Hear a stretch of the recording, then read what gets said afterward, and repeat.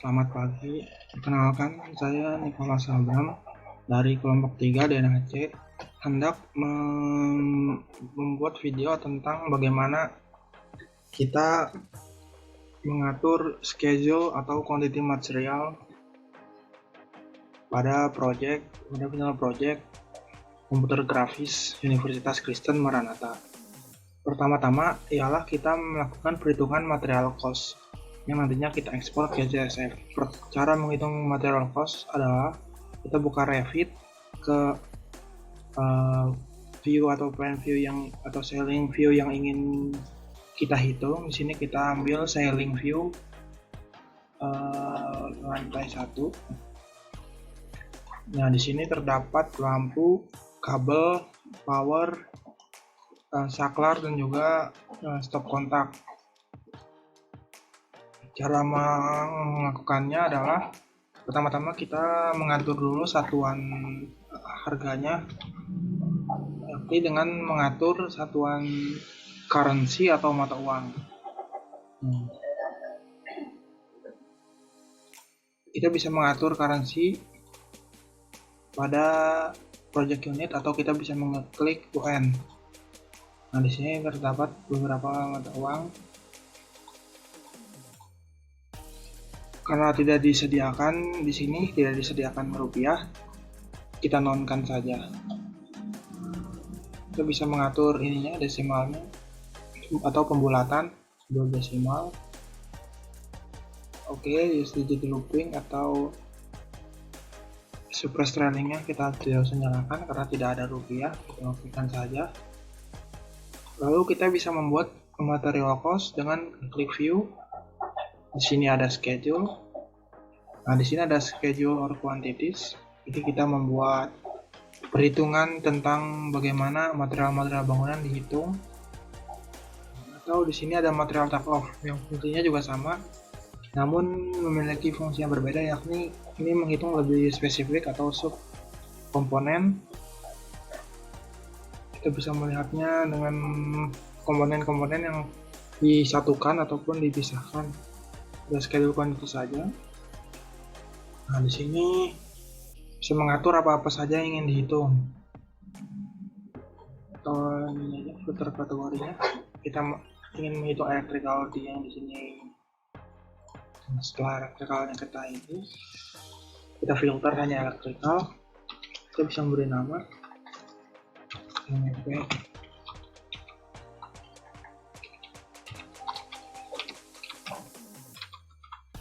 Ini ada phase-nya, ada existing atau construction. Kita punya construction, klik OK. Nah, di sini ada beberapa bagian yang perlu ditambahkan ke dalam kolom ataupun yang ingin ditambahkan ke dalam tabel.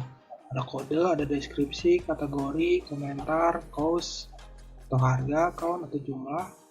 Deskripsi ada family. Yang paling utama adalah family dulu, terus cost dan level. Ini bisa dibebaskan tergantung keperluan dan kepentingan schedule-nya bagaimana. Kita klik OK. Nah, setelah ini sudah muncul, ini ada ini ya, sudah keluar MEP elektrikalnya, bisa diedit ininya, judulnya, ada family-nya juga bisa diedit. Misalnya ini kita ganti namanya material atau komponen. Nah, di sini harga bisa dieditkan juga, misalnya harga, atau ini levelnya biarkan saja. Ini bisa diatur bagaimana kita meng-sortirnya dengan menggunakan sorting grouping. Kita shortnya misalnya dari level, karena schedule ini tadi merepresentasikannya dari semua level, dari lantai basement sampai lantai atap ya.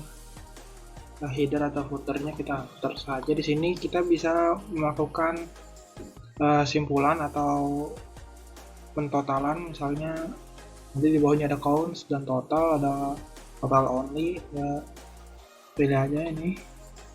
Ini ascending dan descending. Ascending itu dari urutan yang paling kecil, dan descending itu urutannya dibalik. Oke, ada grand total juga. User, oke. Nah, setelahnya, nah ini udah lantai basementnya.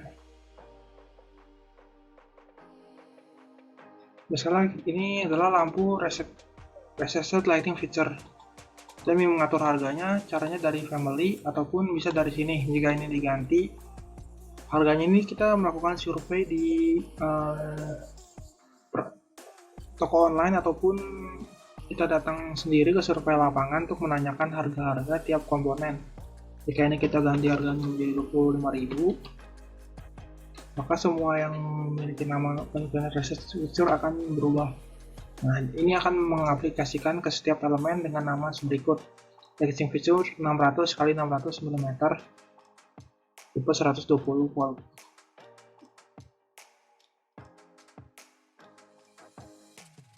Nah, semuanya berubah dari 20.000 menjadi 25.000. Sini menunjukkan lantainya, berarti di lantai basement berikut. Nah, setelahnya ini bisa ditotal dan kita bisa memasukkannya ke dalam ke dalam file.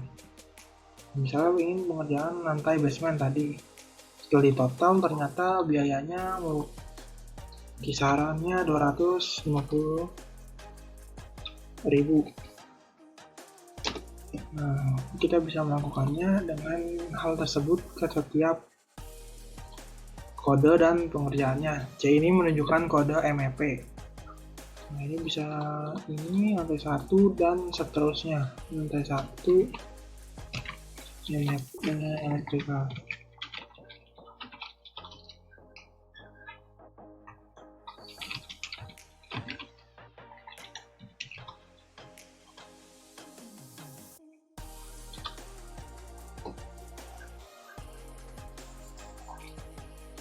Setelah ini kita menerapkan ke setiap ini sampai plumbing dan sistem dan power, kita bisa melakukan save.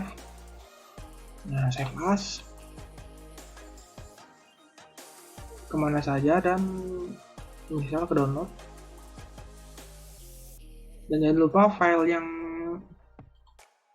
yang diterima oleh Navisworks adalah file CSV. Nah, ini bisa CSV Macintosh, dan CSV MS-DOS.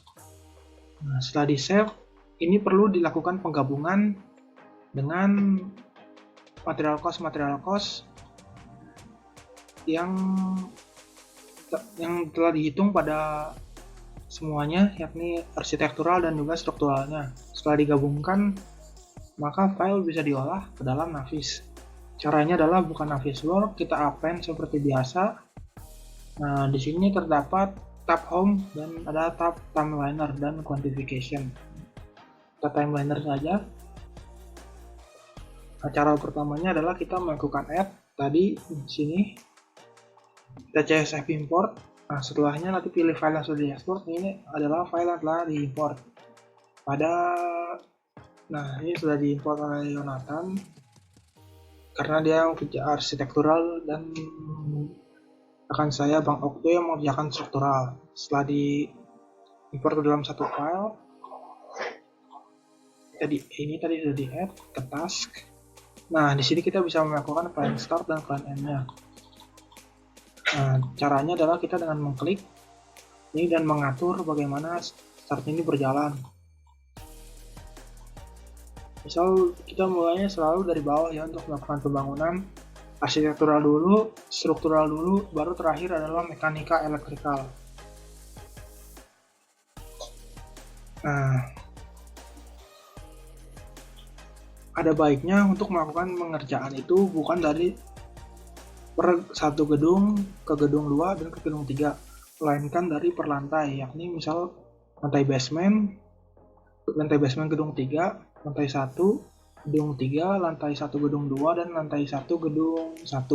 Selanjutnya lantai 1 gedung 2, lantai 2 gedung 1, lantai 2 gedung 2, dan lantai 2 gedung 3. Nah, setelah diatur begitu, maka schedule ini bisa kita import ke dalam data untuk melakukan project simulation yang nantinya akan dilanjutkan ke video selanjutnya. Berikut presentasi dari saya. Mohon maaf bila ada salah kata. Terima kasih.